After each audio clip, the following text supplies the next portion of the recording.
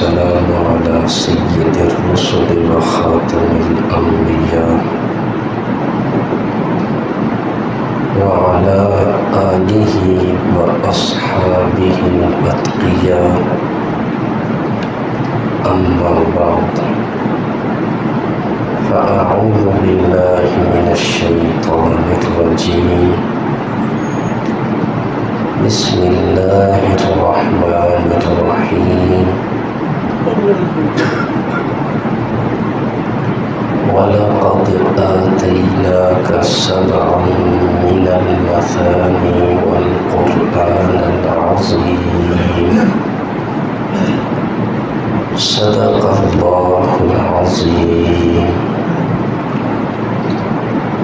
اللهم صل على سيدنا ومولانا محمد وعلى آل سيدنا ومولانا محمد وبارك وسلم ثم صل عليه.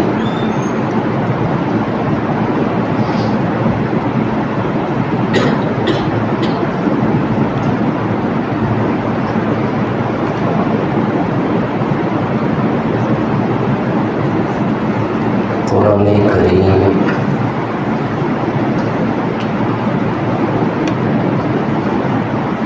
جس کے نزول کا سب سے بڑا مقصد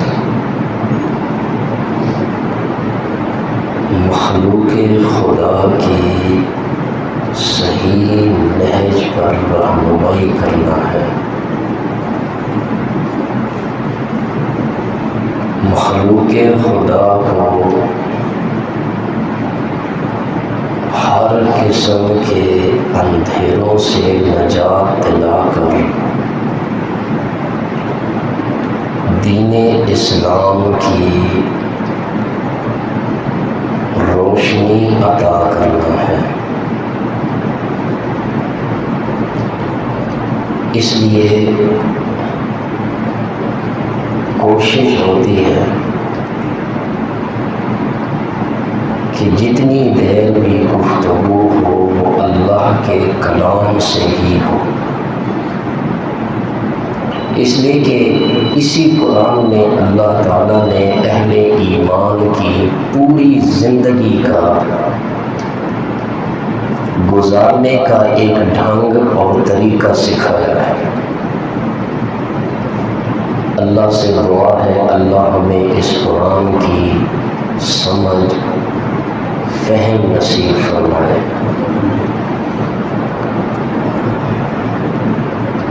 آج کی اس جمعہ کے خطبہ میں قرآن کریم کی سب سے عظیم سورت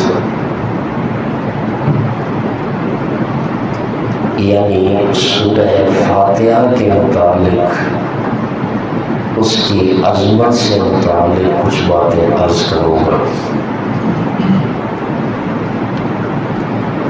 سورہ فاتحہ ایک ایسی سورت ہے جو تقریباً ہر مسلمان کو یاد ہوتی ہے۔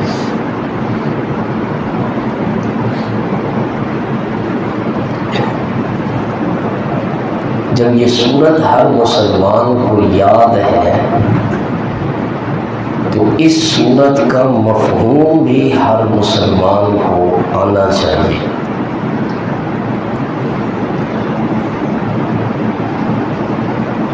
سورہ فاتحہ یہ ترتیب کے لحاظ سے قرآن کریم کی سب سے پہلی سورت ہے،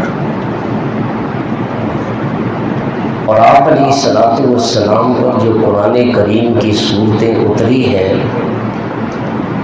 تو ہر صورت اترتی تو اس کا کچھ حصہ آپ علیہ السلام پہ اترتا۔ سورہ فاتحہ وہ صورت ہے جو یک بارگی مکمل حضور علیہ الصلوۃ والسلام پر اتری ہے۔ ویسے تو سارے کا سارا قرآن مجید یہ اللہ کا کلام ہے، لیکن اسی اللہ کے اپنے کہنے کے مطابق اس کے بعض حصوں کو بعض پر خصوصی فضیلت حاصل ہے. جس طرح انبیاء سارے اللہ کے پیارے ہیں، لیکن اسی اللہ نے قرآن کریم میں فرمایا تلک الرسل فضلنا بعضهم علی بعض، ان رسولوں کے بھی ہم نے درجات رکھے ہیں، کسی کا درجہ اونچا کسی کا اس سے اونچا، اور نبی کریم صلی اللہ علیہ وسلم پر آ کر اس بلندی کی، اس مقام کی انتہا کر دی. تو تمام صورتوں میں سب سے عظمت والی صورت وہ یہی سورۃ الفاتحہ ہے. اور اس سورت کو سورۃ الفاتحہ جو کہتے ہیں، فاتحہ کا معنی کھولنے والے، افتتاح کرنے والے. اسی سورت کو ابتدا میں رکھا کہ اسی سورت سے قرآن کریم کو کھولا جاتا ہے، قرآن کی ابتدا کی جاتی ہے. اور اسے قرآن کے ابتدا میں کیوں رکھا؟ یہ سورت پورے قرآن کریم کی فہرست ہے، دیباچہ ہے، آئینہ ہے. جس طرح ہر کتاب کی ابتدا میں ایک فہرست ہوتی ہے جس میں اس کتاب کے تمام مضامین کو مختصر طور پر ذکر کیا جاتا ہے. وہ مصنف لکھتا ہے میں نے اس کتاب میں کون کون سے موضوع پہ بات کی ہے. ایسے ہوتا ہے کہ نہیں ہوتا؟ اسی طرح یہ سورہ فاتحہ پورے قرآن کے لیے بمنزلہ ایک فہرست کے ہے، ایک آئینے کے ہے. اگر کسی بندے کے پاس زیادہ وقت نہیں ہے، اسے چاہیے کہ وہ قرآن کریم کا یہ سورہ فاتحہ کا آئینہ کھول لے، سورہ فاتحہ کی یہ فہرست دیکھ لے تو یہ پورے قرآن کے مضامین کو سمجھ لے گا. تو یہ بڑی عظمت والی صورت ہے. سیدنا ابو ہریرہ رضی اللہ تعالی عنہ سے روایت ہے کہ حضور علیہ الصلوۃ والسلام نے ابی ابن کعب کو بلایا. وہ اس وقت نماز پڑھ رہے تھے. نماز پڑھنے کے بعد حاضر ہوئے تو آپ علیہ السلام نے فرمایا کہ ابی ابن کعب تم نے قرآن میں نہیں پڑھا کہ اللہ اور اس کا رسول تمہیں بلائے تو اسی وقت حاضر ہو جاؤ. پھر آپ علیہ السلام نے ابی سے فرمایا کہ اے ابی کیا تم یہ پسند کرتے ہو کہ میں تمہیں ایسی صورت کی تعلیم دوں کہ جس جیسی صورت نہ تورات میں اتری، نہ انجیل میں اتری، نہ زبور میں اتری، نہ قرآن میں. عرض کیا اللہ کے رسول ایسی صورت تو مجھے ضرور بتلائیے. آپ علیہ السلام ان کے دل میں اس صورت کی اہمیت بٹھانا چاہتے ہیں. اتنی عظیم صورت کہ جس جیسی صورت نہ تورات میں، نہ انجیل میں، نہ زبور میں. حضور ضرور بتلائیے. آپ نے فرمایا قسم ہے اس ذات کی جس کے قبضہ و قدرت میں میری جان ہے، ام القرآن یعنی سورہ فاتحہ جیسی صورت نہ انجیل میں اتری، نہ تورات میں اتری، نہ زبور میں اتری. اور پھر آپ نے فرمایا کہ یہی سورہ فاتحہ سب مثانی ہے اور یہی قرآن عظیم ہے. تو اس سے اندازہ لگائیں کہ قرآن کریم کی صورتوں میں سورہ فاتحہ کی کتنی اہمیت ہے. صحیح مسلم کی روایت ہے نبی علیہ الصلوۃ والسلام فرماتے ہیں کہ جبرائیل میرے پاس آئے ہوئے تھے اور اتنے میں ہم نے کیا دیکھا کہ اچانک ایک زوردار دھماکے کی آواز آئی۔ ہم نے آسمان کی طرف نگاہ اٹھائی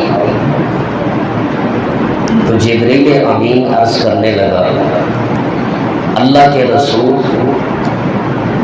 آج آسمان کا ایک دروازہ کھولا گیا ہے جو اس سے پہلے کبھی نہیں کھولا گیا، اور اسی دروازے سے آسمان سے ایک فرشتہ اترا، حضور علیہ الصلوۃ والسلام کے پاس آیا اور عرض کیا کہ حضور آپ کو خوشخبری ہو، اللہ نے آپ کو 2 ایسے نور عطا کیے ہیں جو آپ سے پہلے اللہ نے کسی نبی کو بھی عطا نہیں کیے۔ ان 2 نوروں میں سے پہلا نور سورہ فاتحہ ہے اور دوسرا نور سورہ بقرہ کی آخری 2 آیات ہے۔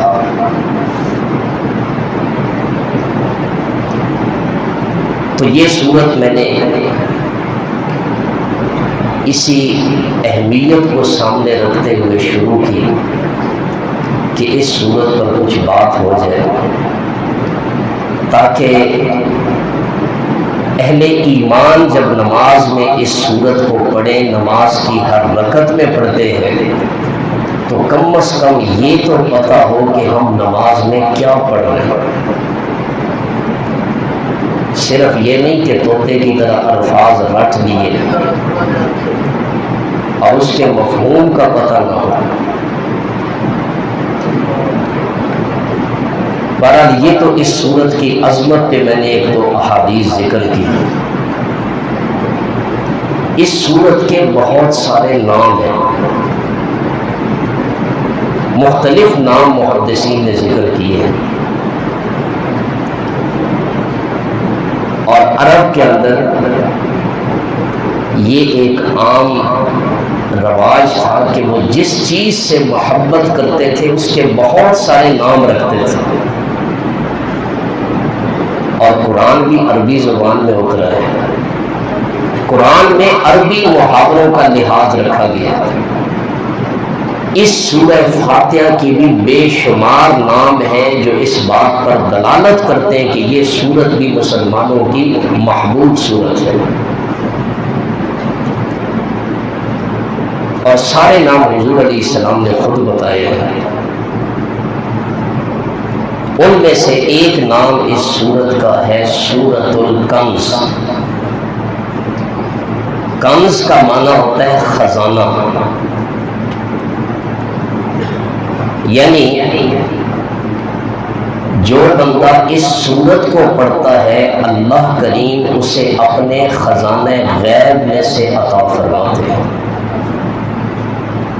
رسول اللہ صلی اللہ علیہ وسلم کا فرمان ہے، آپ نے فرمایا مجھے عرش کے خزانوں میں سے 3 خزانے عطا کیے ہیں۔ بندے چاہتے ہیں ہمیں دولت کے خزانے مل جائیں، عزت کے خزانے مل جائیں، اولاد کے خزانے مل جائیں، علم کے خزانے مل جائیں۔ یہ خواہش ہے یہ 3 خزانے یاد کر لیں، اسے اپنی زندگی کا معمول بنا لیں، اللہ کریم ہر خزانے میں سے عطا کرتے جائیں، اور کوئی مشکل نہیں ہے۔ آپ نے فرمایا مجھے عرش کے خزانوں میں سے 3 خزانے عطا کیے گئے۔ پہلا خزانہ جو اللہ نے مجھے عرش کے خزانوں میں سے عطا کیا وہ سورہ فاتحہ ہے۔ دوسرا خزانہ جو اللہ نے مجھے عرش کے خزانوں میں سے عطا کیا وہ آیت الکرسی ہے۔ کتنی عظمت ہے آیت الکرسی۔ حضور نے فرمایا جو فرض نماز کے بعد آیت الکرسی پڑھ لیتا ہے تو اس بندے کے درمیان اور جنت کے درمیان صرف موت کا فاصلہ باقی رہ جاتا ہے۔ اور تیسرا خزانہ حضور نے فرمایا جو مجھے اللہ نے عرش کے خزانوں میں سے عطا کیا وہ ہے لا حول ولا قوت الا باللہ. اور تینوں بہترین خزانے ہیں. لوگ پوچھتے ہیں ہم کون سا وظیفہ کریں. کوئی نیٹ پہ سرچ کرنا ہے جی فلاں عالم نے لکھا ہے یہ وظیفہ کرے، فلاں پیر صاحب نے لکھا ہے کہ یہ آیت 10,000 مرتبہ پڑھے بڑا مجرب وظیفہ ہے، فلاں عامل نے لکھا ہے فلاں آیت کا وظیفہ کرے. حضور علیہ الصلوۃ والسلام کی زبان سے نکلے ہوئے وظیفے سے بڑھ کر کسی وظیفے کی اہمیت ہو سکتی ہے؟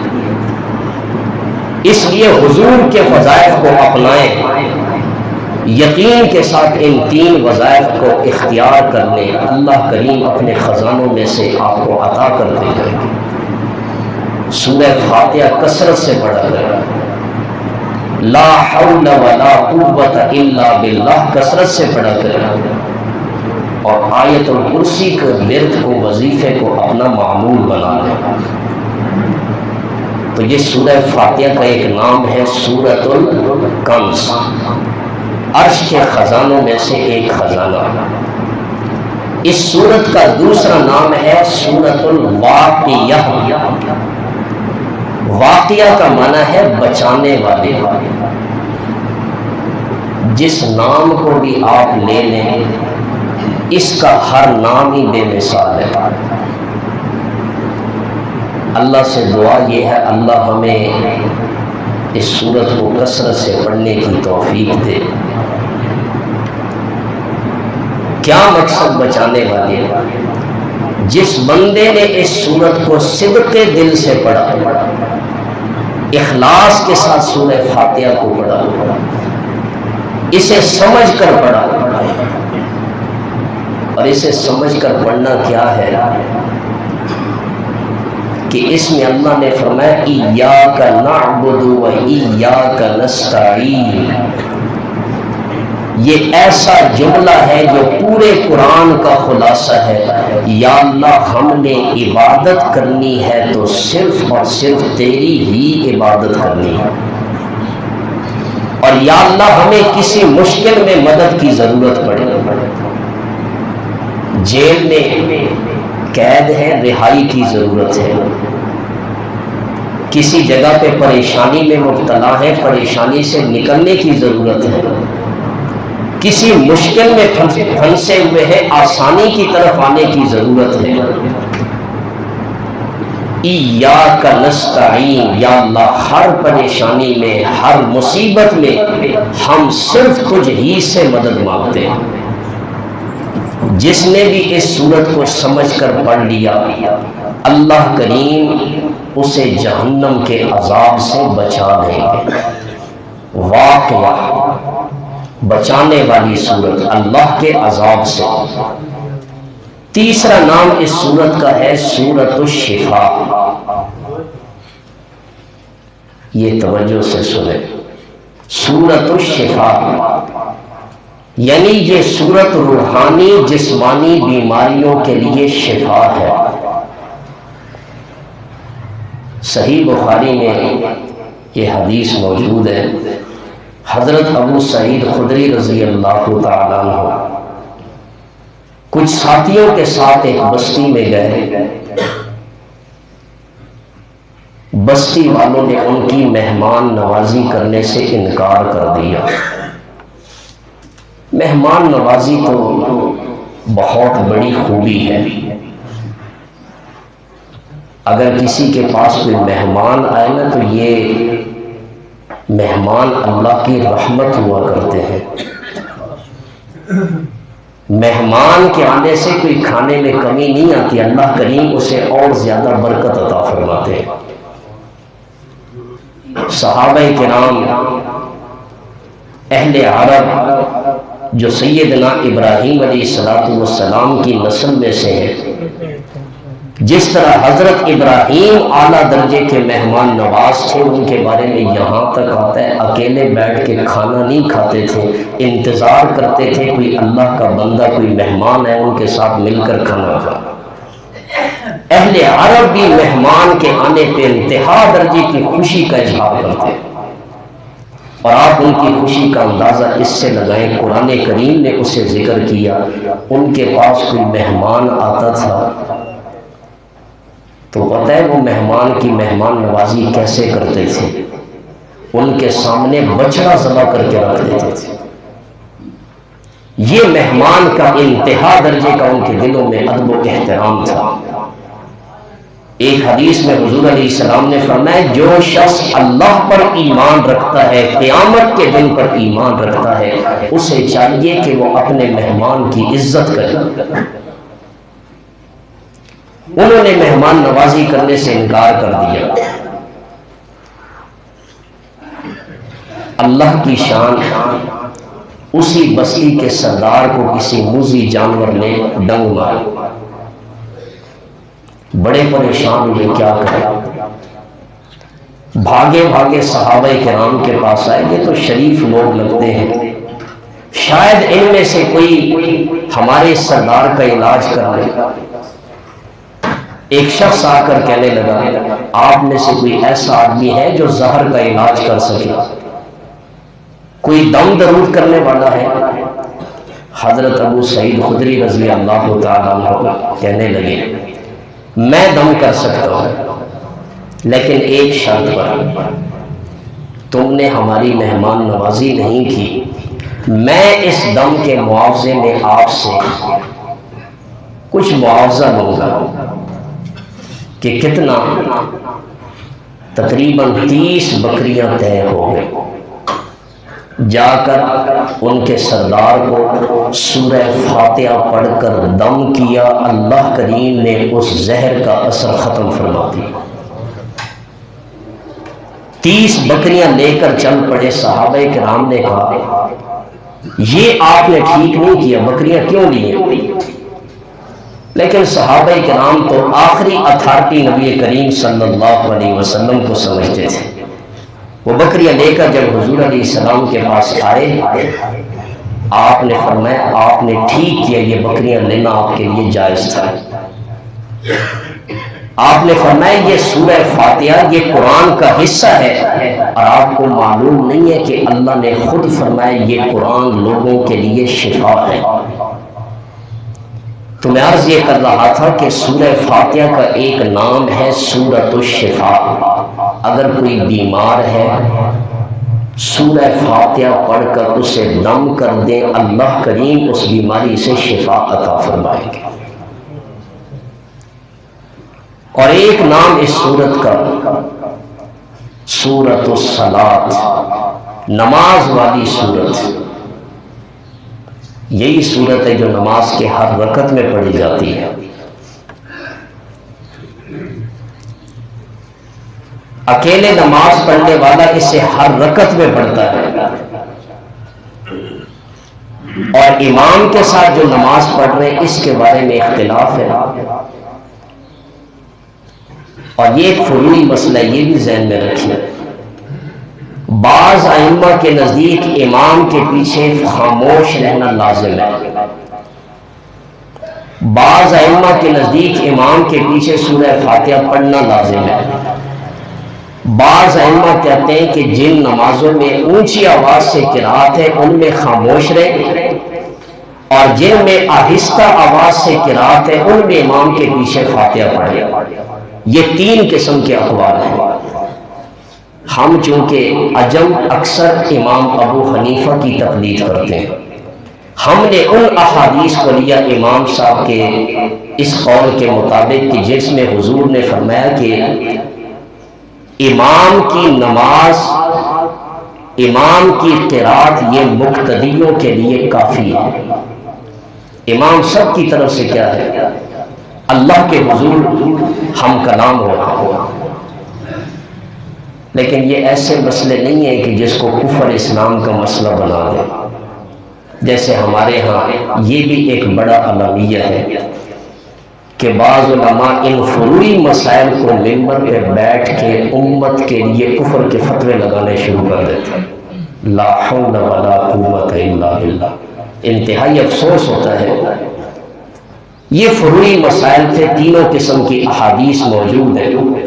اللہ نے نبی کریم صلی اللہ علیہ وسلم کی ہر سنت کو قیامت تک زندہ رکھنا ہے۔ کوئی کسی حدیث پہ عمل کر کے حضور کی سنت کو زندہ کر رہا ہے، کوئی کسی حدیث پہ عمل کر کے حضور کی سنت کو زندہ کر رہا ہے، اور کوئی عالم آ کے کہہ دے فلاں کی نماز ہی نہیں ہوتی، تو یہ انتہا درجے کا غلو ہے شریعت میں، حد سے تجاوز ہے۔ ان فروعی مسائل میں گنجائش ہے۔ تو اس سورت کا ایک نام ہے سورۃ الصلاۃ، نماز والی سورت۔ حدیث قدسی ہے، اللہ تعالیٰ خود فرماتے ہیں کہ میں نے نماز کو اپنے اور بندے کے درمیان تقسیم کر دیا ہے۔ جب میرا بندہ کہتا ہے الحمدللہ رب العالمین، تو میں کہتا ہوں حمدنی عبدی، میرے بندے نے میری تعریف کی ہے۔ جب بندہ کہتا ہے الرحمن الرحیم، تو میں کہتا ہوں میرے بندے نے میری ثنا کی ہے۔ جب بندہ کہتا ہے مالک یوم الدین، ایاک نعبد و ایاک نستعین، تو میں کہتا ہوں کہ یہ میرے اور میرے بندے کے درمیان ایک تعلق ہے، ایک وعدہ ہے۔ اہدنا الصراط المستقیم صراط الذین انعمت علیہم، جب بندہ یہ کہتا ہے تو اللہ کریم فرماتے ہیں یہ میرے بندے نے خاص مجھ سے اپنے لیے مانگا ہے، اور اس نے جو کچھ مانگا میں نے اس کو عطا کر دیا۔ تو یہ بڑی عظمت والی صورت ہے۔